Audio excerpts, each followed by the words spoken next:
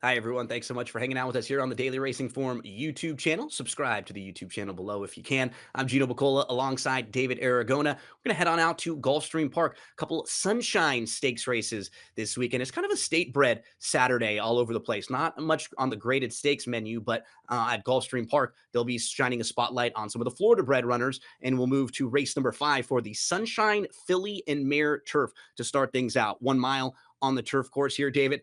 Gosh, I'm feeling a little old now. I remember when we used to have the Sunshine Millions, where you would have the California horses against the Florida horses, and they would have half of the races at Gulfstream, the other half at Santa Anita. Now we split them up a little bit. There's a couple stakes races at Santa Anita, a couple at Gulfstream Park. But I thought this one was kind of intriguing because you have a lot of horses in here that aren't necessarily mile turfers that are in here, especially some of the top contenders that aren't really proven at the level. So that makes it intriguing, I think, from a handicapping standpoint. Yeah, that Sunshine Millions used to be a fun day of racing, but these two $75,000 stakes at Gulfstream did draw some really interesting fields that are not easy to handicap. And I mean, you mentioned kind of the wide open nature of this race. I haven't seen the morning line yet. I'm not exactly sure who the horse to beat in this spot is. It may be the number 8 Great Venezuela is going to attract support just because she's done so much winning lately. She's 6 for 8 in her career. She's won 6 of her last 7 starts, but distance seems like it's the real question mark for her. Yeah, we've seen her do most of her work at like 5.5 furlongs, and well shorter than the mile here. Let's see what Timeform US thinks as far as the pace projector is concerned. I mean, I'd expect Great Venezuela to be forwardly placed in this one just by process of stretching out from those shorter races. And that's probably the best case scenario for her, trying to get comfortable up front, slow things down. Probably not a ton of others that are dead set on needing the lead. Maybe a couple other horses that would be fine tracking in behind her. Yeah, I mean, I would say that if Great Venezuela is really on ascend, I mean, she is faster than all of the other potential speeds in this race based on that form going 5 furlongs. But there are others in this race that would prefer to race close to the pace. I mean, the number 4, Beach Ready, has done some of her best running on the front end. The 6, Ashima, is Yep. coming off a gate to wire victory last time. And, even the horse like the number 5, Parallel, the number 7, My Sunny Valentine, is stretching out from some sprints. So I could see this pace heating up a little bit, and maybe Great Venezuela doesn't get that aggressive ride because they're concerned about her stamina going this distance, and they're stacked across the track heading into the clubhouse turn. I could see that playing out as well. Let's meet the field for the Sunshine Filly and Mare Turf. We'll start with the one, Love Mommy Love, who has won 2 in a row now and 4 of the last 7. Really likes this turf course here at Gulfstream Park. And this was the most recent race. This horse got shuffled pretty badly. Lost position back to ninth early on, was just buried down on the inside, moved in between horses and then down to the rail. So this was an eventful trip for Love Mommy Love here, David. Yeah, it's kind of an interesting discussion. Like, did this horse get a great ride or a bad trip last Right? time? Because it kind of all worked out in the end, but there was a really dicey moment coming to the quarter pole where it looked like she was getting bounced around like a bowling ball between horses, but she kind of like was undeterred. I mean, she made room for herself where it seemed like there was no room and just kind of forced her way on through down towards the inside. So I like that grit. And then when you watch her race two back, it was something very similar. I mean, obviously against weaker competition, but she had to alter course, dive down to the inside to make that run on through. She's in great form right now. She knows how to find the winner's circle, but she is stepping up in class against some tougher horses than she's met through her recent races. Yeah, and she was one at first glance, I kinda dismissed her, and then as I went through the field, I definitely upgraded her more because she is just solid going a mile on the turf, and that's what we know, and she should save all the ground in here and get a pretty good trip if there's at least some pace to run at here. So completely agree with you. This is gonna be tougher than what she's dealt with, but she might be one of those horses who is just solid in this spot and might be able to beat horses that are maybe a little bit better than her, at different distances or different trips. Mary Quite Contrary is kind of a horse who's probably the classiest one in this field, David, but we've never seen her on the turf in her career. She won 6 of her first 7 starts. She's a grade 2 winner, but since then, just 1 for the last 13, 0 for the last 8. Put her on the synthetic a couple times, and 2 starts back was actually very good on the synthetic. Last time out, didn't really get involved. What do you think about Mary Quite Contrary here trying the grass for the first time? There are a bunch of reasons not to like this horse in this spot because she obviously started off her career just visiting the winner's circle with regularity, and the wins have been tough to come by recently. And you could say now that she's a 6 year old, her form is on the downswing, and they're just sort of getting desperate, trying different surfaces at this point in her career. But as you mentioned, when you just compare the class of all of these horses, she kind of sticks out in this race because she has been facing company that is significantly tougher than almost everybody else in this field. And can she handle the turf? I don't really know. I mean, she doesn't exactly have the pedigree for it. Although I will say, First Dude's stats on the turf, when I looked them up in Formulator, are better than I was expecting them to be. He wins with 10% of his turf route starters. And on the dam side, I mean, her dam is by Mecki, who is like the ultimate multi-surface specialist. Multiple triple-digit buyers on both the dirt and the turf. And analyzing those last two races on the Tapeta, she made a big late run into a race that didn't feature a ton of pace two back, facing a much better field than she's meeting here in that $75,000 handicap. And last time, maybe some will hold that race against her. She had zero chance in that race, given the way the pace played out. They absolutely walked on the front end. The entire field looked like they were just not able to go slow enough down the backstretch, and she was caught towards the back and never had a chance to make a run that day. She's better than that last performance. And if she's at least able to translate her all weather form to the turf, she's going to beat this field. And the key for her is because of that last performance being so poor, you might just get a little more value on her in this race. Because if that race isn't in there, I think you're right. On a class standpoint, she would really stand out in this field. And that might be a race that kind of muddies up some of the recent form and also the kind of wild card of her trying the grass for the first time. Very intrigued at what price she will be in here because she certainly has faced much better horses than most of these. Let's move to the number 3, Princess Bettina. She'll make her second start back now after a 10-month break. Can she get back to one of the better efforts she had earlier in her career, where we see her win the China Doll Stakes back in 2023? Since then, 0 for 7, changed barns a few times, have been defeated by double-digit odds, though, in the last couple. Could you make a case for her? Yeah, I can make a case for her. Actually, when I was first going through this race, I was kind of thinking, well, this is the interesting horse in the race. This is the trip horse because you go back and watch her last race, and I know she finished nowhere, but I mean, she had the ultimate no chance trip on the turf. She was legitimately caught 4 wide around the clubhouse turn and then around the far turn. Never had any cover. I mean, that's an impossible trip on the turf at almost any racetrack, but especially Gulfstream Park. You're not going to be successful with that kind of trip. And you could see Junior Alvarado by the time they got to the 3/8 pole was like, well, I'm 4 wide around the second turn. We've got no chance. I'm just going to ease her home. Yep.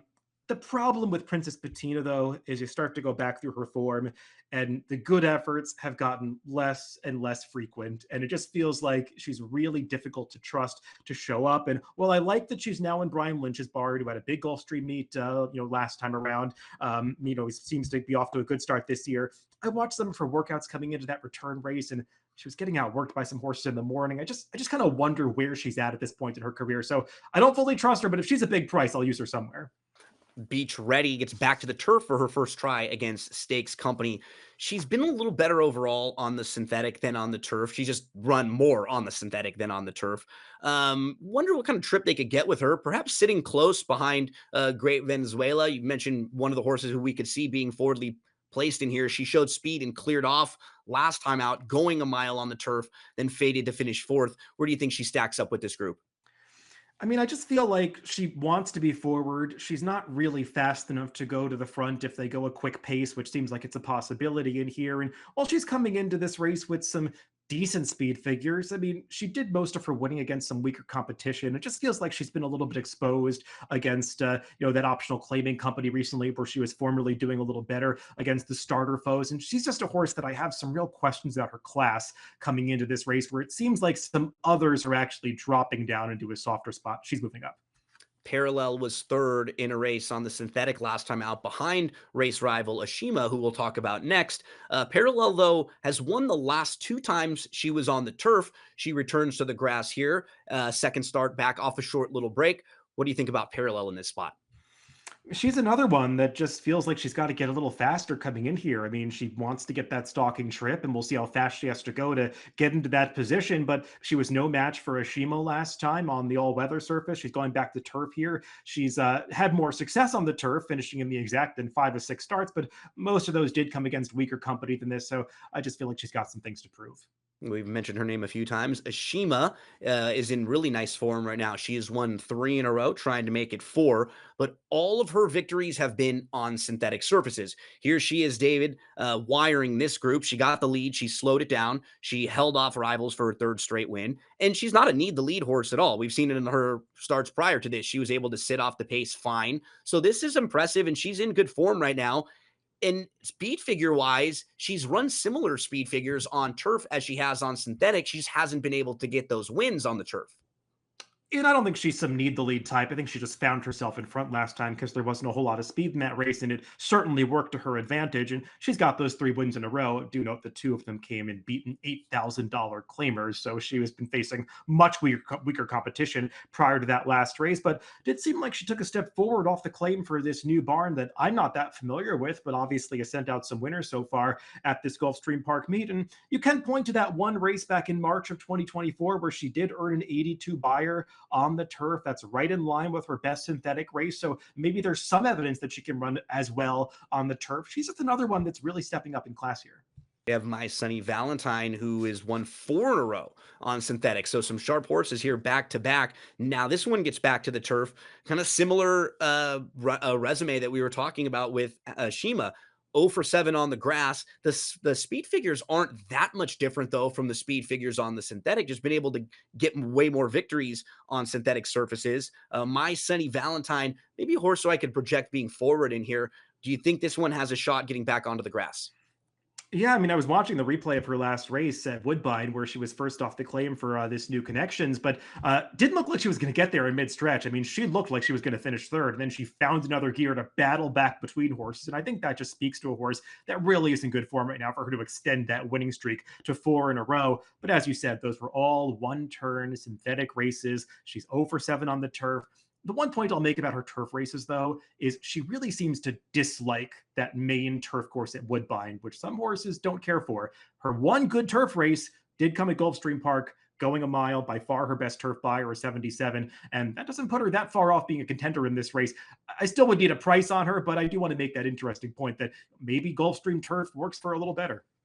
At the end of 2023, we saw Great Venezuela go 7.5 furlongs in the wait a while. Was third in that race. That's her only start beyond 5.5 furlongs. And then since that race, we've seen her 4 for 4 sprinting. Another really, really sharp horse towards the end of this field. We've seen some horses who are just in fantastic form. And I will say for Great Venezuela, it's not as if she's facing any monsters in this field. So it's kind of a good spot to try and see if she can stretch out and go the mile on the turf. She can pass horses a little bit, but have to imagine in this spot, she'll be a horse who wants to be on the front end. So, yeah, I can understand why you look around, you see this spot, take a shot here, because then it opens up some more options for you. If this is a horse who can get a mile, she just probably won't be a very playable price. And I will say, if you go back and watch that wait a while, I actually really like that performance. I think it's one of Yeah. the best races she's run in her career, even though she lost going the 7.5 furlong distance, which, as we know, at Gulfstream, when you factor in the run up and all that, it's almost a mile. So she's basically gone this distance before. But I mean, that was an honest pace that she was setting that day. It's not like that race held together up front. The runner up closed from the back of the pack. Ozara came back to win again with a much improved buyer in her next start. So I think that form actually holds up really well. And I know they focused on sprinting with her recently, and she's been beating up on some weaker competition. I mean, just look at the prices. She's been 1 to 10, 1 to 20 in 2 of her last 3 starts. So the bettors do like to go for this horse. And she's got that obstacle to overcome, stretching back out. But I don't think that she's that much of a wild card. She's handled it before. So I view her as a major contender in here. Yeah, probably the horse to beat. And I think we both, when we look at our selections, have kind of played it like that. I have her in the second spot. I went for a little bit of a swing on the top spot, David, with the number 1, Love Mommy Love on top, as I just pointed out. Should be able to save ground. And I know what she can do going a mile on the turf. I have a lot of questions with the rest of the group, the kind of form they're in, and if they're really like mile turfers. So I'll go 1-8-5-3. I'll pass the baton off to you. Talk to us about how you set them up. Yeah, we both think the number 8 Great Fed as well as the horse to beat. We've got her second, just not expecting much of a price. I'll say Mary Quite Contrary is not the kind of horse I usually go for in these situations because there's so much uncertainty around her handling the surface, and we'll see what price she ultimately is. But I just kept coming back to her as the class horse in the race, and sometimes that really does matter in these spots. We've got so many horses moving up in class, and she showed enough to me on the Tapeta surface two back to suggest that maybe she can handle the turf. So number two, Mary Quite Contrary is my top pick in this Sunshine Filly Mare Turf. Wish you all the best of luck on Saturday at Gulfstream Park.